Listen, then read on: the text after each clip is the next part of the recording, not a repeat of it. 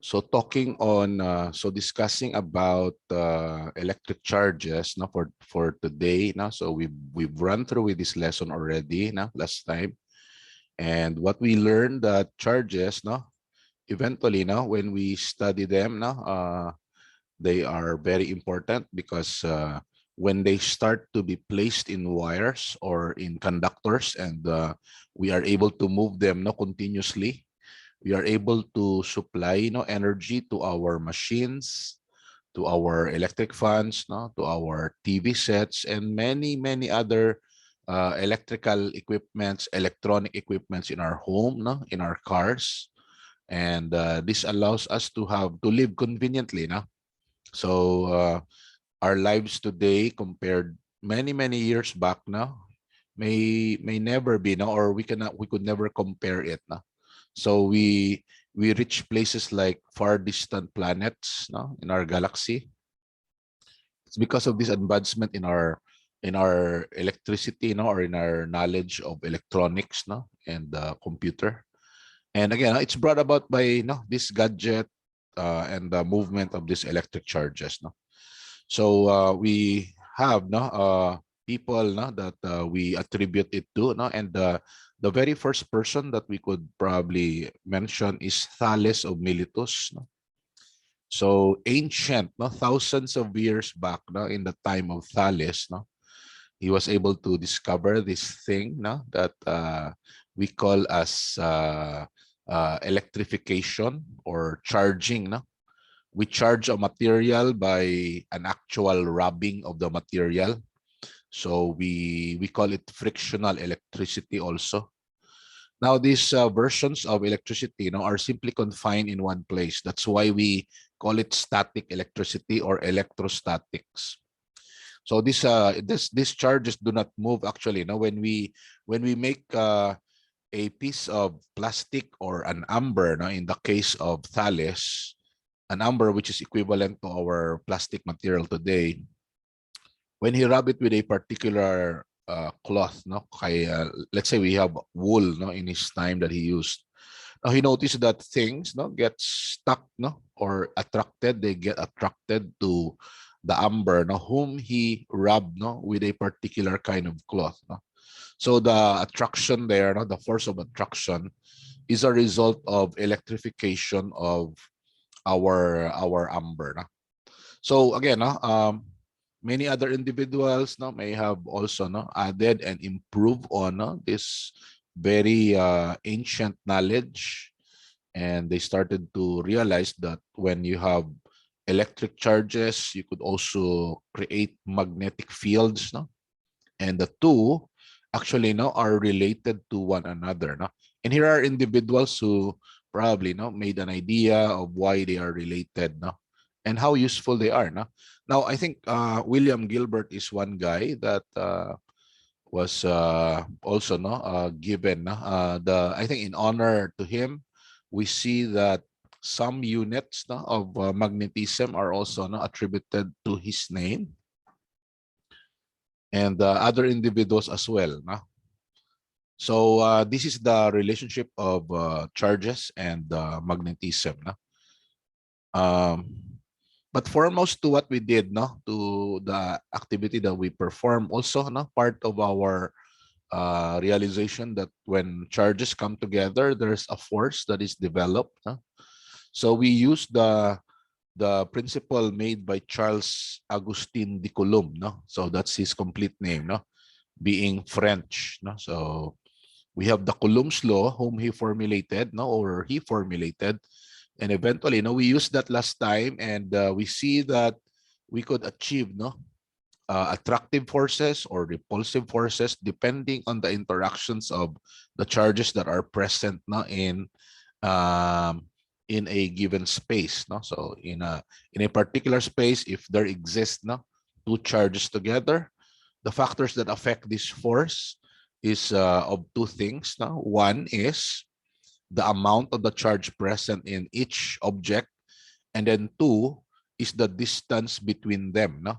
So the distance between them, when they are close to one another, then the force there happens to become larger, no. So we see that a greater force is observed, no, when they are closer. But when they are farther from one another, then we might not see them actually, no, attracting at all, no. So there's a point in space when this force that exists between them, either attraction or repulsion, is actually, no, not observed anymore, no. So depende, no. So again, no, two factors. One is the amount of charge, no, which we measure in terms of coulomb, no, that is present in each body. And then number two, no, is the distance between them, no, which we square, no. And again, now that unit of distance, we write it in terms of meter, no. Now, other individuals here, no, so we will just maybe, no, mention again Alessandro Volta, no, and other devices, no. I think, no, magnetic compass, no, when it starts to move, no, allows us, no, that knowledge of a moving compass, no, eventually led to the idea of electricity nga pwede natin ma-measure, no. So because there are things that actually, no, creates a movement, then at one point, no, they were able to attribute, no, measurements of electricity, no.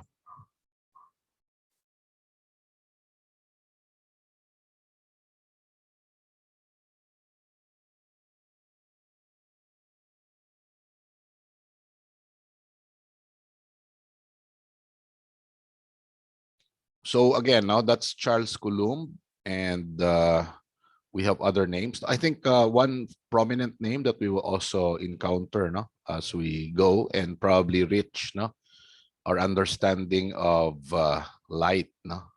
And we realized, no, that light is part of our lesson last time, no, about waves. So it's a continuation of that knowledge about waves, no. And we will notice that the contribution of James Clerk Maxwell, no, will intertwine with our idea of electric field, no, magnetism, no, and even light, no. So this knowledge of James Clerk Maxwell, no, which probably revolutionizes our idea because it's a grand unifying theory, you know, that he was able to formulate, no, that again, all these three, no, they come and they can simply blend to one another, no. So we will realize that, no, and again, maybe, you know, we will come to a point also that the reason why Einstein probably has a high regard to James Clerk Maxwell, no, is when we see that unifying principle that he formulated, no. So Thomson, J.J. Thomson, about electron. So we encountered last time, no, that there's frictional electricity that is involved, no, whenever we rub a neutral material with a particular kind of cloth, no. So what we did was, no, we get a ball pen and we kind of rub it with our hair or with a portion of our cloth, no, in our shoulder probably, no, sa bayo naton. And that's how we achieve, no, frictional electricity. No? Now we call that concept of charging as charging by contact, because the material gets charged only when there's a cloth and there's this rod, no, that we use, either plastic, glass, rubber, no, either one of them, no, could be a good material to be charged, no. Now we notice that when we change it into a spoon, no, if you will try it with a spoon, no. So if you get a metal and then kind of rub that metal, no, with the cloth of your shoulder, no, you'll notice that you will not achieve the same effect, no. So the thing that you notice with the bits of paper being attracted to the plastic material may not be true, no, to the metal, no, like a spoon, no, that you will rub into, no. Now question, why is the spoon, no, not behaving like a plastic material, no? So primarily, no, one thing we will notice about the spoon is that the spoon is metallic. It's therefore a conductor, no. Whereas when we have our plastic, no, or in the case of Thales of Miletus, the amber, no, the fossilized material, no, the dried resin. Now, in the case of a plastic or an amber, it's an insulator, no. So these are basically two different sets of materials no, that behave no, differently in the presence of electric charges. No? So conductors are good. No? They allow the passage or the movement of electric charges in them. No? Whereas no, insulators do not. No? They prevent the movement of charges. No? So maybe no, the reasoning that we give no, is that when we rub no, a portion of our plastic material in a cloth, the charges are simply accumulated in one area and will never attempt to travel to our hand. No? Since we are holding the plastic rod, no, like the ball pen, it has no ability to travel to our hand because it cannot flow into the plastic material. No? So therefore, it cannot discharge itself no, on its own. No? So it has to be it has to touch no, another material to be able to get discharged. No?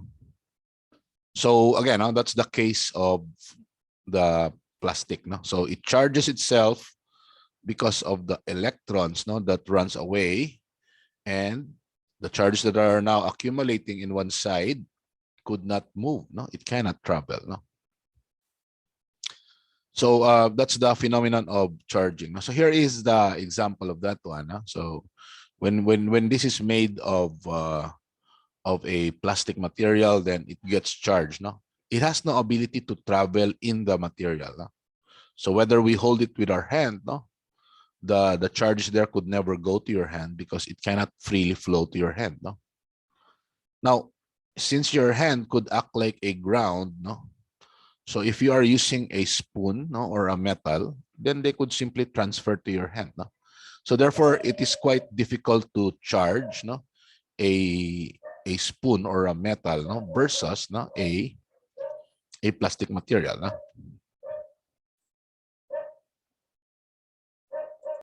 So right at the very beginning, we realized that substances are neutral. No? So neutral substances are what we consider now having equal number of protons to each number of electrons. No? So when the two are equal, then we have a neutral substance. No? So I believe no, every atom started out as a neutral substance. No? And that is part of what we call no, as our electron theory. No? So that's part of our electron theory. No? So our electron theory is telling us no, that the protons in the nucleus are equals to the electrons that moves around no, in the orbit no, of our atom. No?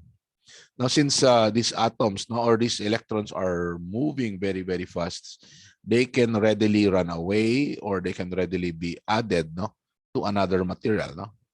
So when there are less electrons, you'll make your atom positively charged. No? So when some electrons run away, then you will be left with more protons in the nucleus, no, making the atom positively charged. No? But when these electrons are captured by another atom, no, and momentarily, no, they can be held into that atom, then there would be an excess of electrons. No? So that excess electrons no, will make the whole atom negatively charged. No? So again, no, we can therefore attribute the electron to be really responsible no, in the charging of the particular atom, no, either positive or negatively charged. No? So that's the significance of our atom, no, or of our electron. No? Now that's part again no, of our electron theory. No? Now in getting positive charges or negative charges, no, so we have here no, a way of getting positive or negative charges. No? So this is the olden way of the old method no, of getting positive or negative charges. So to get negative charges, what they do no, in the olden days, no, or maybe no, not really in the ancient, no, but of course, no, maybe no, in the time of what, no, Einstein probably, no, or in the earlier parts of physics, no, in this century. So they have to get a rubber rod, no, get a fur, no. So they rubbed it together, no. So when you rub them together, no, and again, a fur is a kind of a skin of an animal, no. There's still that there's that ano na, ang balahibo, pabalasang sapat is still there. It's a dried skin. So there are clothes made of that fur, no? Very expensive clothes, no? Or what? No, a jacket or something, no? So we have that, no? When you rub them together, you'll end up with a rod that is that will become negatively charged, no? And you could also create, no, or produce. No, not necessarily create, no, but you can make, no, a glass rod positively charged, no. Again, one of the things that characterizes our electric charges is charges are conserved, no. There's this conservation of charge. You cannot create them, you cannot destroy them, no. Maybe we can only have a positive charge. It's because of the movement of electrons, but we cannot necessarily create a separate, no, positive charge, no. We could not do that, no. Maybe an addition, no, of an electron or a removal of electron, no, is the result eventually of a charge, no. But the conservation of charges is that, no, we could not create or destroy them, no. So basically, no, glass rods, no, again, will become positively charged, no, when electrons eventually, no, move away from it, no. So when you rub glass rods with silk, no, its electrons will go away, no. So some of it, no, will temporarily get knocked off and leave the rod to be positively charged, no. However, today, no, we could just produce them by using some kinds or versions of plastics, no. So however, no, it's nice to know, no, that you could really isolate or have, no, materials that are completely positively charged or negatively charged, no. Now we could see then, no, the basic law of electrostatics here, now displayed when we let positive charges come together, no. So when we let positive charges come together, they would develop a force, no. And again, no, this force is the one that we call, no, part of our Coulomb's law, no? So the amount of this force is measurable. We can assign a number of newtons to it, no, depending on two things, no. And what are this? Of course, now we have our charges. So if again, now in one glass rod, there's a number of charge here, no, called Q1. So this is our amount of charge present in glass rod number 1. No? And in the other glass rod, there's another charge here, Q sub 2. No? And by the way, the amount of charges can be indicated, no, by we could have, no, the number of charges in terms of number of coulombs, no. Now, so this is the first factor that affects the force F, no. So eventually this force will be a repulsion, no. So when they are both positive or when they are both negative, no, the glass rods are both positive or negative, then you will end up with a repulsion, no. So again, no, like charges eventually repel according to the basic law of electrostatics, and unlike charges, no, eventually attract. So so that's the principle that Charles Coulomb, no, explained to us, no. So there are two factors that affects this force, and there's a third factor here which we call as the distance, no, which we call as R, no. So may ara na nga certain value R, which is the distance between these two charges, no. Now when you eventually, no, multiply, no, this constant K with Q1 and Q2 and divide it with the distance between them, then you'll get now the value of the force. No? And again, we call this as the Coulomb's law for electrostatics. Our value of K is a constant value, no? That's 9 times 10 to the positive 9. No? Again, the same is true when you have a positive and a negative charge.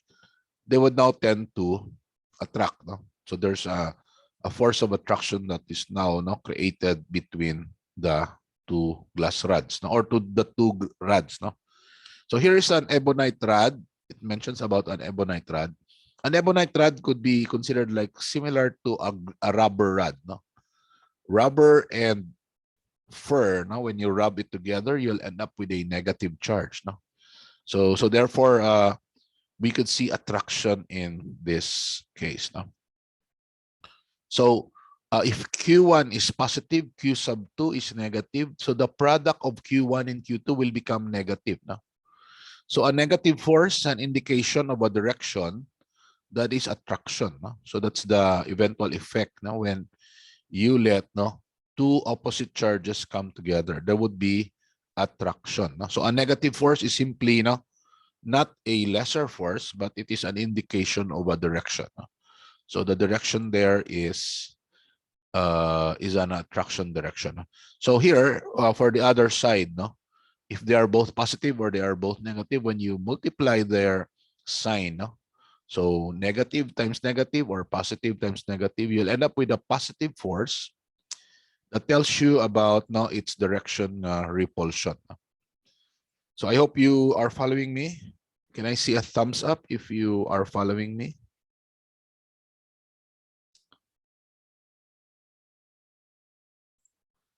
Yes, no. So thank you for those thumbs up. Now, moving along, no. So let's move on. So here's the basic law, and there's the electron theory now that we mentioned. So once the electron is now different from the protons, then you will have a sign or a sign, no, like positive or negative sign to our charge, no. So again, what happens when we rub? Again, rubbing allows you to add, no, an energy to the atom, no. So the atom, the electrons of the atom are already spinning around the atom very, very fast, no. That's why we see some kind of a cloud around the atom, no. But once we rub, no, even further, no, the material that we are holding, no, like the glass rod, you'll notice that the electrons there will have, no, an additional energy, no? So because of the friction, because of the rubbing process, no, energy will eventually be added to the whole atom, no. Now this added energy will cause the electrons probably, that is already moving to spin even further, no? So as they move further or as they spin faster, no, there's a tendency for them to run away, no? So those are again, no, explanations why we end up, no, with some positive or some negative charge, no. Now we have this electroscope, which we also, no, come to see, that there is charging that occurred or there are charges that are present, no? So it has leaves, and the leaves, once they spread apart, no, so like letter B, no, so the leaves here is now moving away, no, it's diverging, whereas in A, no, the leaf or the foil is simply near, no, the rod or the metal, no? But once the electroscope receives, no, or notices an additional charge, then they will try to split apart, no. Now when that charge are again, no, are now removed, no, or gets discharged, it will simply go back to its original state, no. The leaves will go near one another, no. But again, it is merely, no, a device that tells us, no, there is charge, no, present in our electroscope, no. Now again, the charges that will eventually flow there would be of similar kind, no. So if we let negative charges go into the electroscope, then they will fill the leaf and this rod, no, and eventually cause a repulsion, no, because they are both negative. The farther is the leaf, no, the farther is the divergence, simply shows that more charges are in the electroscope, no. There are even activities that will involve, no, touching the electroscope with your finger, no. So if you touch the electroscope with your finger, you'll notice that the leaves will close a bit, no. So they will go near one another, but they will not completely close yet, no. So maybe, no, it's an indication that some of the charges already goes to your hand, no, because the leaves, no, momentarily, no, moves a little closer to one another, no. So when there's a removal, no, of charges, then this leaf will act, no, to close, no. They will have a tendency to close, no. So again, now we can also see another method of charging here, which we call charging by induction, no, with the use of electroscopes, no. Now these electroscopes, again, since it is made of metal, no, We can charge it no, at the very beginning, and then no, after a while, no, we can isolate it no, and eventually no, collect no, the charge that are in the electroscope and store it no, for quite some time. No? Maybe until a point that all the charges there will already be discharged, no? Or it will go back to its neutral state. No? But maybe no, for a few seconds more, no, you can leave it as is no, because you isolate it. No? So once this is charged, you'll notice that the leaves keeps on diverging, no? Even though no, there's no rubbing process involved. No? So charging by induction is a method of charging wherein no, you do not rub the material anymore to a cloth. No? You simply let an existing charged material no, transfer its charge no, to another neutral material. No? So maybe like this electroscope, no? It's neutral. No?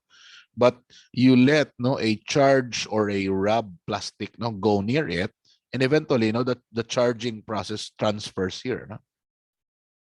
So again, no, we can achieve charging in two ways. No? Either we directly rub it no, with a cloth, or we can simply let no, influence it no, by letting charges transfer to that material. No? So again, this is an illustration of charging by induction. And therefore, now this will tell us an idea that not all charging process really involves no, an actual rubbing process. No?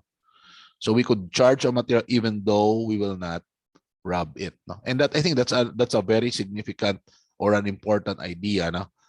In the case of a material which we will encounter in the future called capacitors. No?